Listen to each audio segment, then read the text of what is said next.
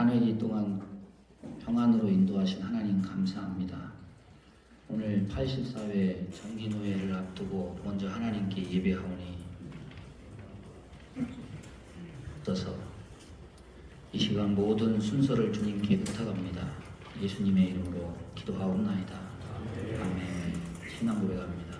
전능하사 천지를 만드신 하나님 아버지를 믿사오며 그 외아들 우리 주 예수 그리스도를 믿사오며 이는 성령으로 잉태하사 동정녀 마리아에게 나시고 본디오 빌라도에게 고난을 받으사 십자가에 못 박혀 죽으시고 장사한 지 사흘 만에 죽은 자 가운데서 다시 살아나시며 하늘에 오르사 전능하신 하나님 우편에 앉아 계시다가 저리로서 산자와 죽은 자를 심판하러 오시리라.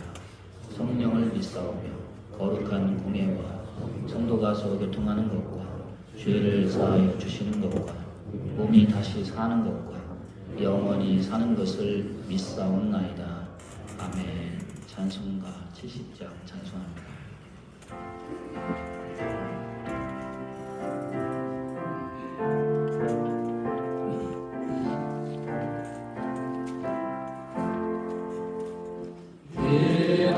피난처에 있으니 환난을 당한 자 이리오라. 땅들이 변하고 물결이 일어나 산 위에 넘치되 두렵잖네. 이방이 떠들고 나라들 모여서 진동하나. 우리 주 목소리 한 번만 하라면 천하의 모든 것 망하겠네. 만유주 하나님 우리를 도우니 피난처요. 세상의 난리를 그치게 하시니 세상의 장dom이 쓸데없네.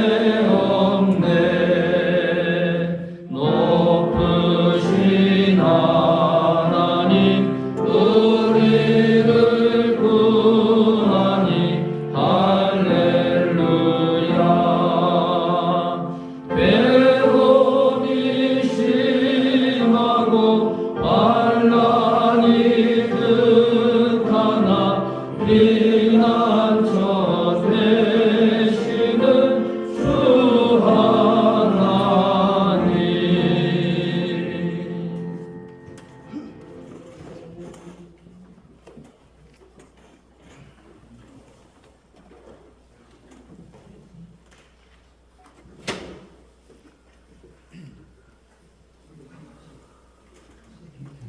우리 군호회장 홍가표 장로님 기도 인도하시겠습니다.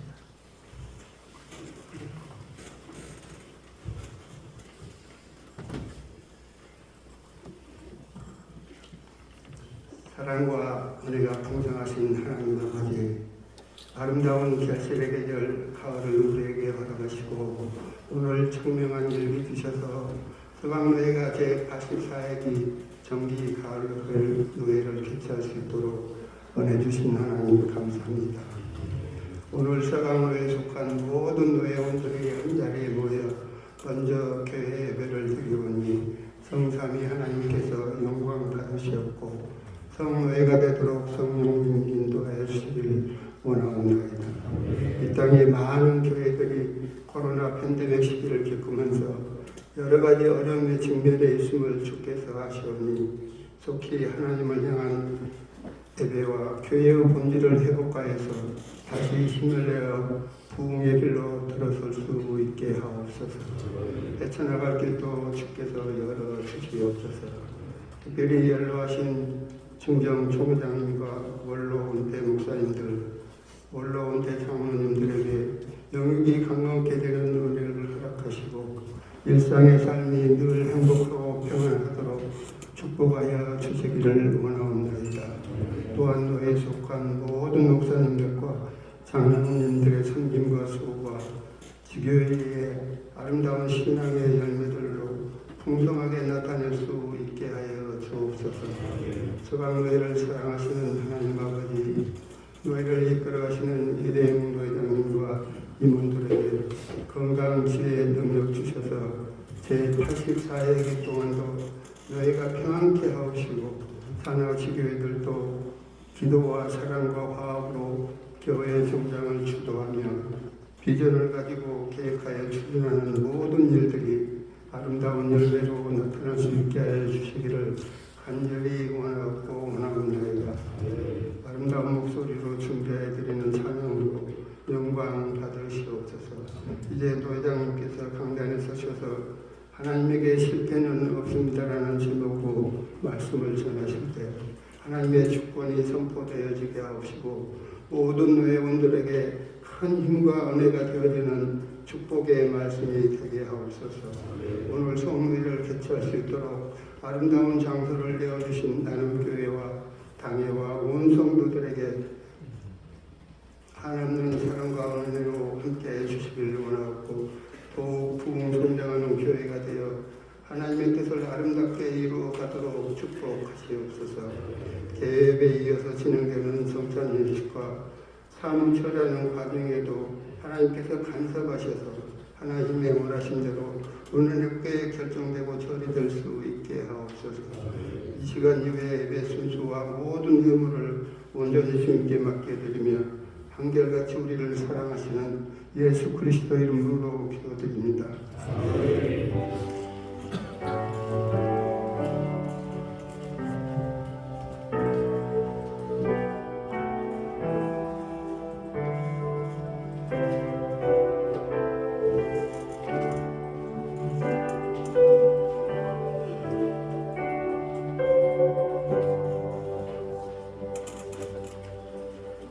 우리 부회 목소리 정진호 목사님 성경문도 해주시겠습니다. 이 시간 우리에게 주신 하나님의 말씀은 열왕기상 19장 15절로 18절의 말씀입니다. 열왕기상 19장 15절로 18절의 말씀 제가 공부합니다. 여호와께서 그에게 이르시되 너는 내 길을 돌이켜 광야를 통하여 다메섹에 가서 이르거든 하사엘에게 기름을 부어 아람의 왕이 되게 하고 너는 또 nim시의 아들 예후에게 기름을 부어 이스라엘의 왕이 되게 하고 또 아벨무올라 사밧의 아들 엘리사에게 기름을 부어 너를 대신하여 선지자가 되게 하라. 하사엘의 칼을 피하는 자를 예후가 죽일 것이요 예후의 칼을 피하는 자를 엘리사가 죽이리라. 그러나 내가 이스라엘 가운데에 7,000명을 남기리니 다 바알에게 무릎을 꿇지 아니하고 다 바알에게 입맞추지 아니한 자니라. 아멘.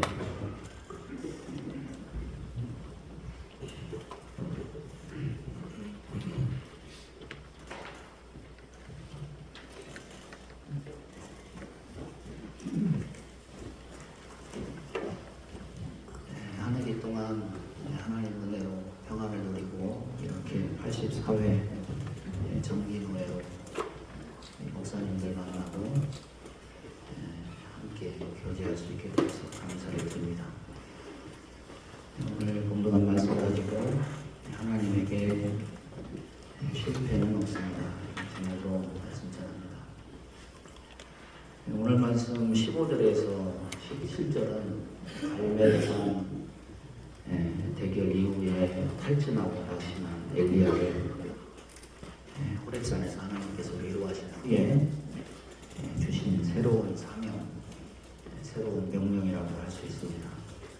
하사엘에게 기름을 부어라, 예후에게 기름을 부어라, 엘리사에게 기름을 부어라. 이 세 가지 명령 중에 엘리야가 한 일은 유일하게 엘리사에게만 기름 붓는 일이었고 기름 부음과 동시에 사명이 끝나서 하늘로 승천해 버렸습니다. 나머지 두 명령 하사엘과 예후는 누가 기름을 부었는가? 그의 제자 엘리사가 기름을 부었습니다. 한때 이 대목을 읽으면서 의문이 생겼습니다. 왜 하나님은 완수하지도 못할 사명을 주셨고 또 사명을 다 완수하지 못했는데 택함과 동시에 불말과 불수레를 보내서 엘리야를 하늘로 데려가 버리셨을까?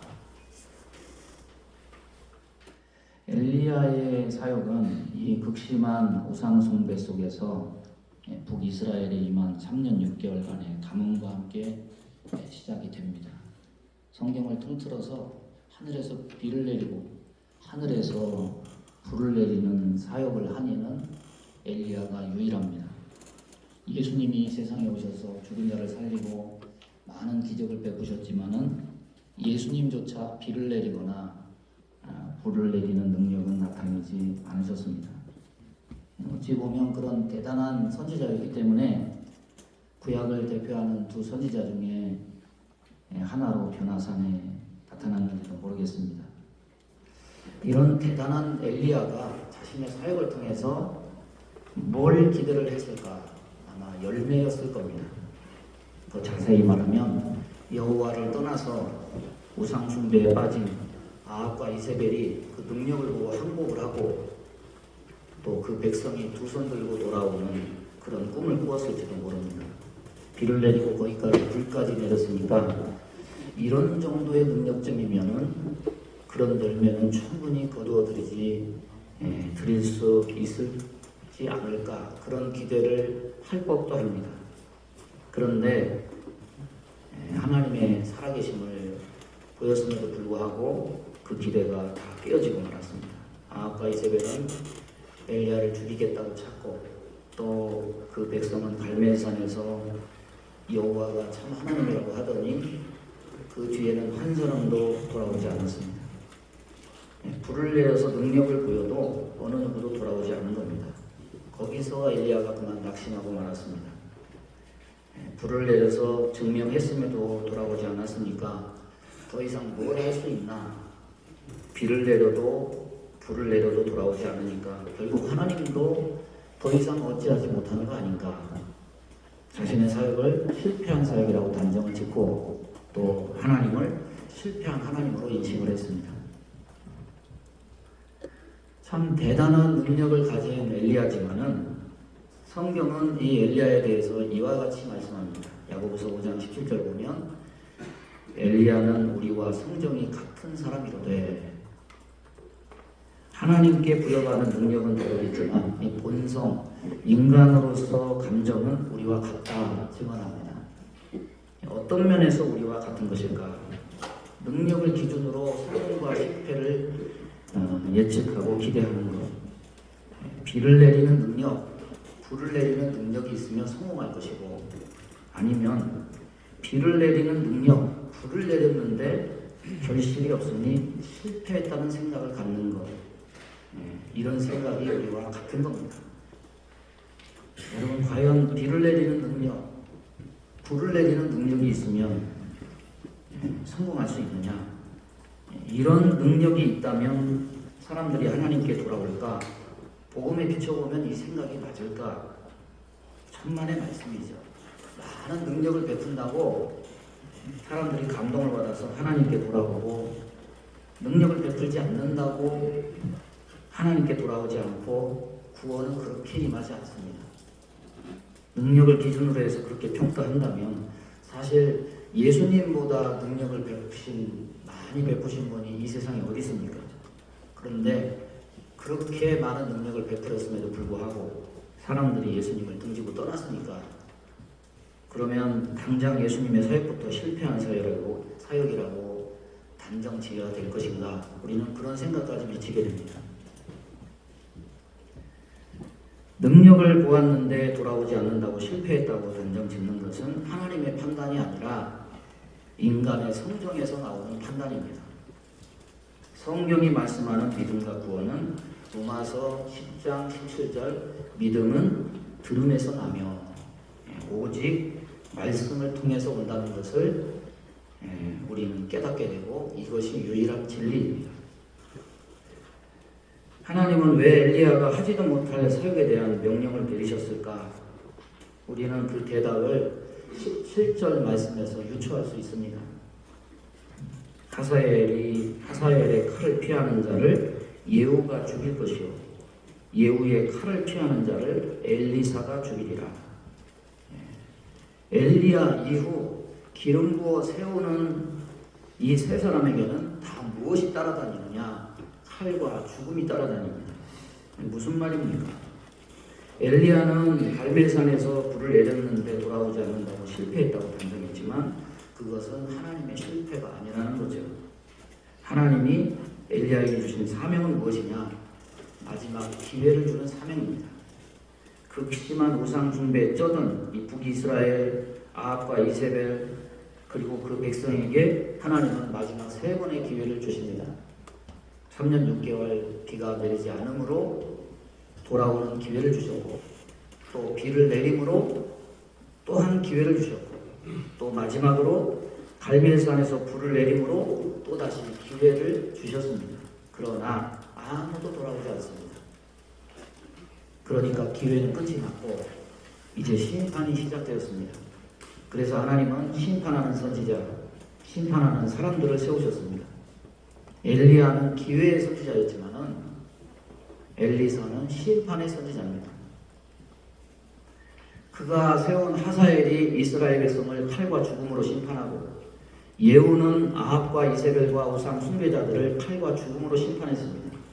엘리사가 하사엘을 세울 때 그를 쏘아보며 눈물을 흘렸습니다. 그러니까 하사엘이 내 주여 어찌하여 오시나이까? 엘리사가 네가 이스라엘 자손에게 행할 그 악을 내가 안다. 성에 불을 지르고 장정을 칼로 죽이고 어린아이를 메어 치고 아이벤 부녀를 네가 가릴 것이다. 자기 민족을 죽이는 원수입니다. 그런데 그를 이스라엘을 심판하는 자로 세우시는 것이 하나님의 뜻이니 엘리사는 억장이 무너지는 마음으로 운 겁니다. 그러면 여기서 왜 엘리사에게만 기름을 붓고 승천했는지 하나님의 의도가 드러납니다. 북이스라엘 백성의 기회는 갈멜산에서 끝이 났으니까 그의 사명도 갈멜산에서 끝이 난 겁니다. 갈멜산은 하나님의 실패가 아닙니다. 하나님이 주신 돌이킬 수 있는 마지막 기회였을 뿐입니다. 그들이 그것을 거절하니까 하나님은 이제 기회를 거두고 심판하는 일을 세워서 당신의 새로운 사역을 이어가실 것을 말씀하시는 겁니다.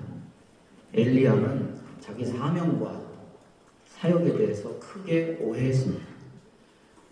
그와 더불어서 하나님은 그가 사역의 열매에 대해서도 크게 착각했음을 밝히십니다. 불을 내렸는데도 열매가 없다. 이것에 대해서 그러나 내가 이스라엘 가운데 7,000명을 남기리니 다 바알에게 무릎 꿇지 아니하고 다 바알에게 입맞추지 아니한 자니라. 열매는 비 내린다고 얻어지고 불을 내린다고 얻어지고 그런 것이 아닙니다. 사람을 지으신 이가 하나님이시라면 사람을 구원하는 이도 사람이 아니라 하나님이십니다. 하나님은 결코 실패하지 않으시는 분이십니다. 코로나 발생부터 코로나 종식까지 3년 4개월입니다. 아이러니하게도 이 엘리야에게 임한 3년 6개월의 가뭄 기간과 비슷합니다. 우리는 지금 코로나 이후의 시대를 살고 있습니다. 코로나가 남긴 상처, 또 우리 신앙생활에 미친 부정적 영향력 아직도 남아있습니다. 생각지도 못한 재앙, 우리 모두 다 당황했고 절망했습니다. 30명 이하의 교회가 다 문을 닫았다고 하고 100만 명의 성도가 사라졌다고 합니다. 이 절망 속에 우리 모두는 어쩌면 낙심하는 엘리야, 하나님의 사역이 실패했다고 풀이 죽어있는 엘리야의 모습이 우리의 모습 속에 겹쳐져 있는지도 모르겠습니다.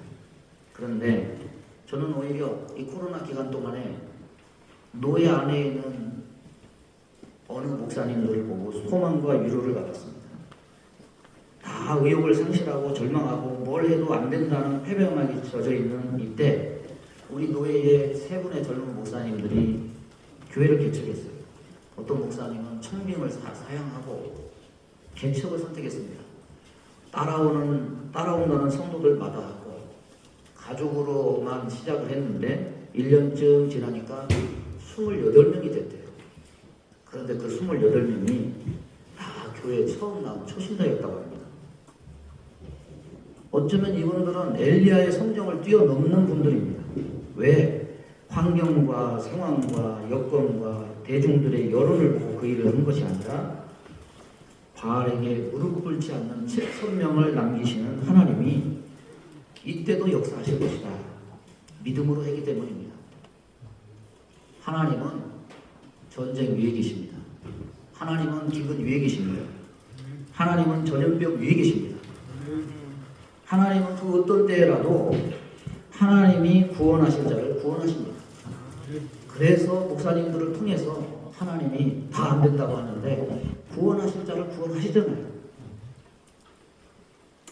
저는 이분들 때문에 위로를 받으면서 코로나 이후 세대를 생각하게 됐습니다. 코로나 때 실패하지 않게 하셨다면 코로나 이후에도 하나님은 실패하지 않으실 것이다. 사람들은 이래서 아무라고 저래서 아무라다고 말합니다. 이게 없어서 안 되고 저게 없어서 안 된다고 말합니다. 비를 내리는 능력, 불을 내리는 능력이 없어서 안 되고 비를 내리고 불을 내리는 능력을 베풀었는데도 안 됐으니까 실패했다고 말합니다. 그러나 어떤 현상이 우리에게 절망을 준다 해도 그것이 하나님의 실패를 의미하는 것은 아닙니다. 다만 우리가 엘리야처럼 오해하고 착각할 뿐입니다. 예수님의 십자가 모든 사람에게 메시아의 실패로 보였습니다. 그러나 그것은 실패가 아니라 부활의 영광으로 가는 과정이었을 뿐임을 우리는 압니다. 부흥하는 예루살렘 교회에 닥친 스데반 집사의 죽음이 사람들에게는 교회의 실패로 보였습니다. 그러나 그것은 실패가 아니라 예수님의 말씀처럼 사마리아와 유대와 땅끝까지 이르러 내 증인이 된다. 이 말씀이 이루어지는 출발점이었음을 우리는 압니다. 따라서 오늘 우리가 보는 시대에 현상만 보고 이렇군 저렇군 함부로 실패를 입에 올리는 것은 경솔한 일입니다. 다음 세대 걱정이 되죠. 신문에 우리 중년 세대를 가리켜서 이렇게 표현을 했더라고요. 부모에게 순종하는 마지막 세대, 자식에게 순종하는 첫 세대. 참 신문기사 누가 썼는지 참 얄궂습니다.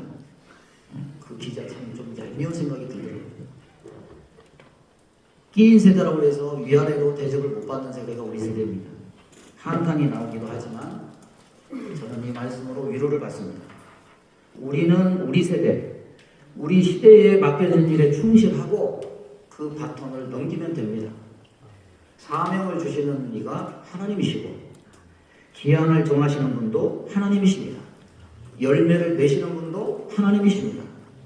엘리야 다음에 엘리사를 세우셨다면 다음 세대 걱정할 필요 없습니다. 하나님은 다음 세대를 책임질 사명자, 필요한 사람을 반드시 세워서 그 뜻을 이루실 겁니다. 하나님은 실패하지 않으십니다. 오해하지 말고 절망하지 말고 착각하지 말고 내게 주신 사명 잘 받들어서 마지막까지 사명 완수하는 저와 여러분 되기를 주님의 이름으로 축원합니다. 기도하겠습니다. 하나님 아버지, 현상을 보고 절망하고 낙심하고 실패했다 말하지 말고 하나님은 절대 실패가 없는 분이시오니 그것을 믿고 끝까지 신뢰하여 하나님의 역사를 바라보고 하나님의 은혜를 누리는 모든 주의 종들 다 되게 하여 주옵소서. 예수님의 이름으로 기도하옵나이다. 아멘. 찬송 360장 찬송합니다.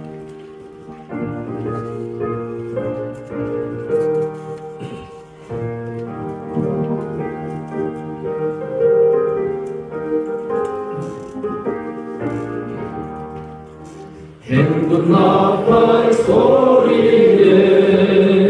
주의 어려움 났으니 십자가의 분기를 높이 들고 나가세. 선한 싸움 다 싸우고 의의 멸류관 받았으리라. 선한 싸움 다 싸우고 의의 멸류관 예루살렘 성에서 멸류관 받으리. 저 요단강 건너 우리 싸움 마치는 날 의의 멸류관 예루살렘 성에서 악한 마귀 권세를 모두 깨쳐버리고 승리하신 주님과 승전가를 부르세. 선한 싸움 다 싸우고 의의 멸류관 받았으리라. 선한 싸움 다 싸우고 의의 멸류관 예루살렘 성에서 멸류관 받으리. 저 요단강 건너 우리 삶 마치는 날 의의 멸류관 예루살렘 성에서 달려갈 길 가가고 싸움 모두 마치며 주와 함께 기쁨을 용사들아 누리세. 선한 싸움 다 싸우고 의의 멸류관 받았으리라. 선한 싸움 다 싸우고 의의 멸류관 예루살렘 성에서 멸류관 받으리. 저 요단강 건너 우리 싸움 마치는 날 의의 멸류관 예루살렘 성에서.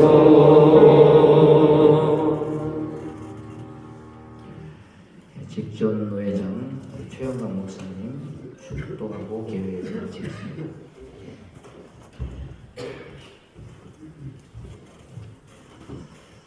이제는 우리 주 예수 그리스도의 노예로 모인 서강노회에 속한 모든 회원들과 지교회들 위해 오늘 귀한 노예 장소를 제공하는 남원교회 위해 지금부터 영원까지 함께 있을지어다. 아멘.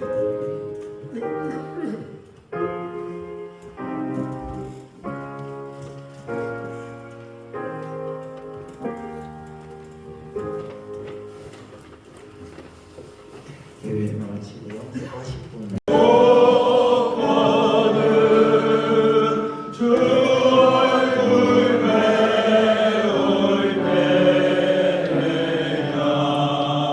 얼마나 좋으랴.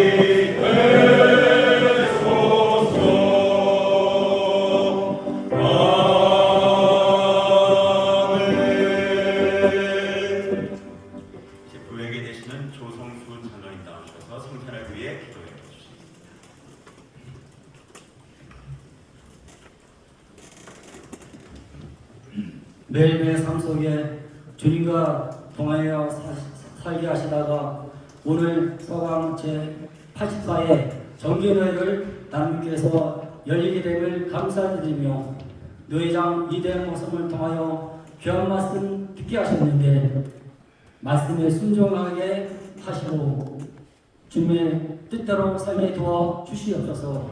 이 시간 성찬 예식을 진행합니다. 집례하시는 정우성 목사님, 성경님 도와주셔서 은혜롭게 마치게 하옵소서.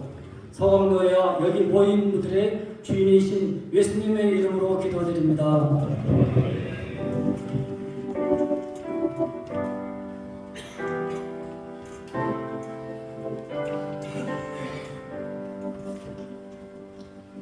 오늘 주신 하나님의 말씀을 제가 공독해 드리겠습니다. 시작성경 마태복음 20장 20절부터 23절까지의 말씀을 제가 공독합니다.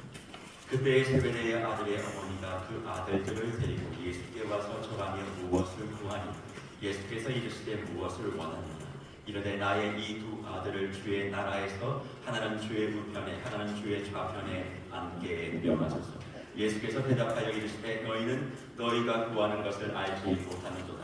내가 마시려는 잔을 너희가 마실 수 있느냐? 그들이 말하되 할 수 있나이다. 이르시되 너희가 과연 내 잔을 마시려니와 내 좌우편에 앉는 것은 내가 주는 것이 아니라 내 아버지께서 누구를 위하여 예비하셨든지 그들이 얻을 것이라. 아멘. 제 마음 가운데 요즘 가지고 있는 생각이 하나 있습니다. 사람에게는 진심을 다하고 하나님께는 전심을 다하고 노예에는 특심을 다해야 한다라고 하는 그런 마음을 가지고 주의 몸된 사역이지를 걸어가고 있습니다. 그럴 때마다 주님께서 제 마음 가운데 늘 질문하는 것이 한 가지 있습니다. 그 질문은 네가 정말 나의 잔을 마실 수 있겠니? 그런 질문을 들을 때마다 여러 가지 마음이 생각이 솔직히 있음을 고백합니다. 오늘 본문에도 보면 세베대의 어머니의 아들의 어머니가 예수님께 달려나와 절하며 이렇게 말하지 나의 두 아들을 하나는 우편에 하나는 좌편에 앉게 해달라고 말이죠. 이 말씀을 들으시고 예수님께서는 그렇게 해주겠다 혹은 그렇게 하지 않겠다 그렇게 말씀하시는 것이 아니라 내가 마시려는 잔을 네가 마실 수 있겠느냐 그렇게 물으십니다. 우리 사랑하는 목사님, 장로님들 만약 주님께서 이렇게 물으신다면 어떻게 답하시겠습니까? 많은 제자들 여기에 남아있는 많은 이들처럼 예 저도 그 잔을 마실 수 있습니다 라고 말씀하실 거라고 생각합니다. 사실 예수님께서 우리에게 마시라고 하시는 그 잔은 마태복음 20장 17절 이하의 말씀에 근거하여 살펴보면 죽음의 잔이고 실패의 잔이고 고난의 잔이고 슬픔의 잔이고 아쉬움의 잔이 아니겠습니까? 그 실패의 잔, 고난의 잔, 눈물의 잔, 한숨의 잔을 내가 들고 마신다는 것은 쉬운 일이 아닙니다. 그럼에도 불구하고 그 잔을 내가 주님 앞에서 들면 하나님께서 그 잔을 채워주신다고 말씀하고 있는 것이죠. 오늘 성찬을 앞에 놓고 저는 귀한 목사님들과 장로님들 앞에 이 말씀으로 한 가지의 귀한 은혜를 나누고 성찬의 예식을 나누려고 합니다. 지금 눈앞에 있는 우리의 사역의 잔, 인생의 잔들이 세상의 모든 사람들과 같이 황금잔이었으면 좋겠고 그리고 모든 것들이 흠없는 잔이었으면 좋겠다 그렇게 생각합니다만 각자가 가지고 있는 삶의 무게, 사역의 무게는 다 모양은 달라도 보편적인 눈물과 그리고 슬픔의 잔을 마지못해 들고 계시는 것은 아닌가 생각해 봅니다. 그런데 그 잔을 외면하지 말고 내가 직접 잡고 들고 마시는 하나님께서 비록 금이 가지고 또 부족함도 많고 어려움도 많은 그 잔에 생명 되신 예수 그리스도께서 직접 담겨주셔서 누구도 거들떠 보지 아니하는 그런 실패의 잔이 아니라 모든 것을 녹이고 모든 것을 새롭게 하고 모든 것을 능력 가운데 만들어낼 수 있는 영광으로 저와 여러분들을 사용해 주실 줄을 믿습니다. 그래서 오늘 성찬을 함께 나누실 때 복로에 마치시고 가을로 여기까지 목양 안에서 목회 안에서 각자의 고민과 고민들이 참 많으실 줄 압니다. 저도 이제 담임 목회 3년밖에 하지 못했지만 그 속에서 말할 수 없는 눈물과 저만이 알고 있는 내 사역의 잔의 실금들을 감추기에 급급합니다. 그러나 오늘 주님이 내 잔을 마실 수 있겠느냐라고 하는 물어봤는데, 주님, 나는 비록 빛나는 잔은 아니지만 금이 너무 많은 잔이지만 그래도 이 잔을 내가 외면하지 않고 잡고 들어올립니다. 예수님도 내 잔을 옮겨달라고 하나님 앞에 고백했던 부끄러운 잔입니다. 피하고 싶은 잔입니다.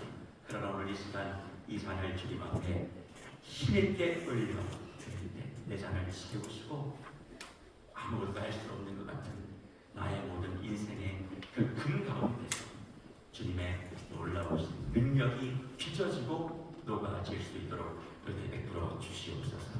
그렇게 소망하며 성찬의 자리를 지킬 때 주님께서 우리 모든 성찬에 참여하시는 이들에게 말로 다 할 수 없는 은혜와 은총을 허락해 주실 줄 믿습니다. 이 말씀에 의지하여 이제 분명위원들도 앞으로 좀 나와 주셔서 귀한 성찬의 예식을 진행했으면 좋겠는데요.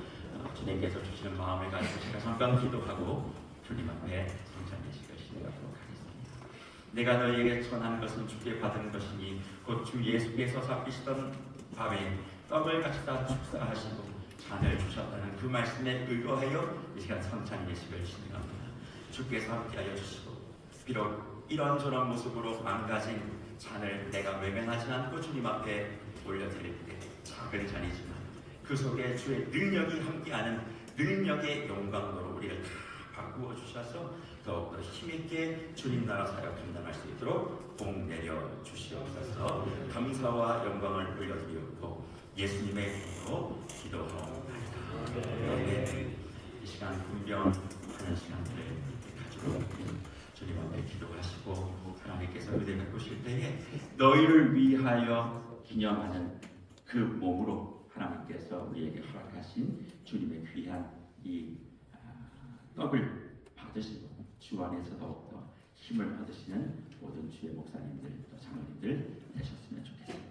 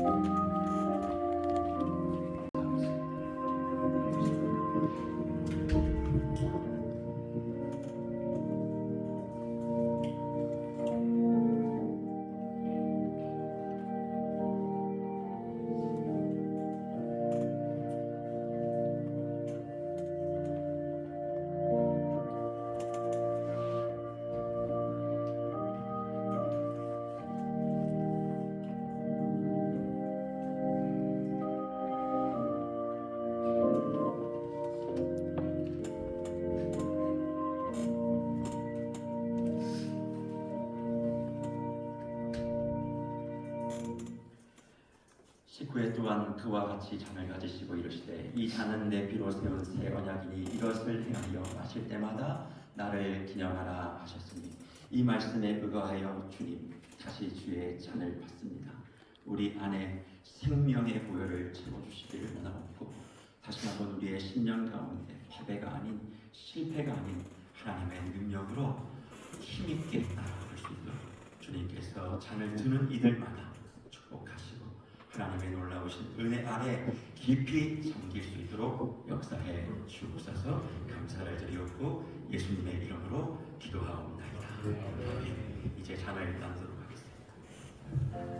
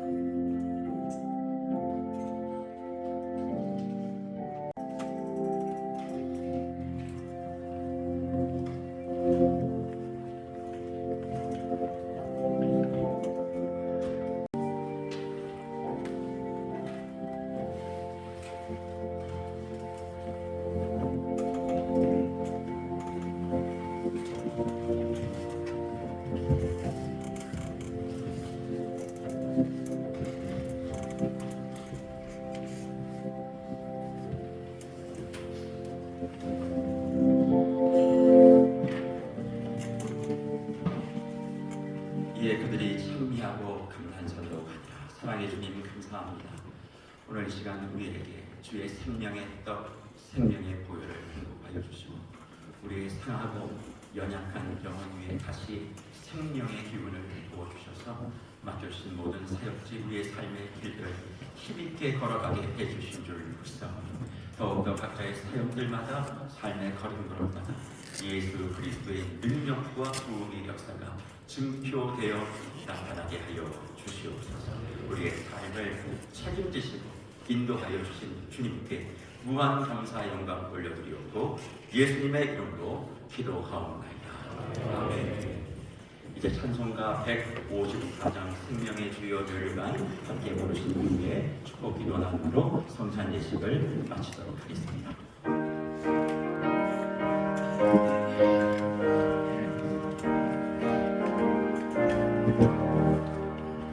생명의 주여 멸류관 받으시옵소서. 날 위해 쓰신 가시관 나 기억합니다. 저 겟세마네 기도를 늘 기억하게 하시고 그 십자가의 은혜로 날 인도하소서. 늦었던 무덤 내게도